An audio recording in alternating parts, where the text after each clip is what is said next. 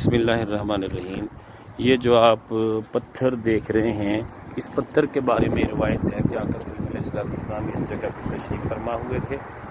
بعض روایتوں میں یہ بھی ہے کہ آقا کریم علیہ السلام کے قدمین شریفین کا نشان یہاں موجود تھا، لیکن چونکہ عربیوں نے اسے کلوز کر دیا، اس پہ سیمنٹ لگایا ہوا ہے اور سائڈ پہ دیوار لگا دی، جبکہ وہ جو پتھر تھا، جو خاص جگہ تھی، اس کے اندر محفوظ ہے۔ باقی اللہ بہتر جانے کس حد تک یہ روایت ٹھیک ہے۔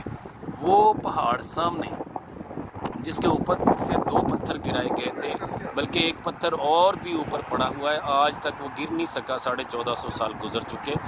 یہ 2 پتھر جو گرائے گئے تھے وہ یہ سامنے درمیان میں ہیں، اور ایک آخر پہ بالکل چوٹی پہ جہاں پہ وہ کمرہ سا بنا ہوا ہے، چھوٹی سی پتھروں کی وہ آپ کو دیوار نظر آتی، وہ پتھر نیچے گر رہا تھا۔ آقا کریم علیہ السلام نے جیسے ہی اپنے ہاتھ کا اشارہ کیا، یہ جو پتھر نیچے گر رہے تھے یہ وہیں رک گئے، اور آج تک یہ وہیں رکے ہوئے ہیں۔ تو دیکھنے میں ایسے لگتا ہے کہ بندہ ایک ہاتھ سے اگر تھوڑا سا بھی اشارہ کرے تو یہ گر جائیں گے، لیکن ابھی تک یہ پتھر گر نہیں پائے۔ یہ مسجد ہے جہاں آقا کریم علیہ السلام تشریف فرما تھے، اسی مناسبت سے یہ اللہ کے پیارے نبی صلی اللہ علیہ وسلم کی اس جگہ کی مناسبت سے یہ مسجد بنا دی گئی۔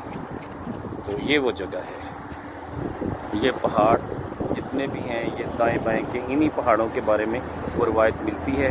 باقی اللہ بہتر جانے کس حد تک یہ روایت درست ہے، یہ اللہ کے علم میں ہے۔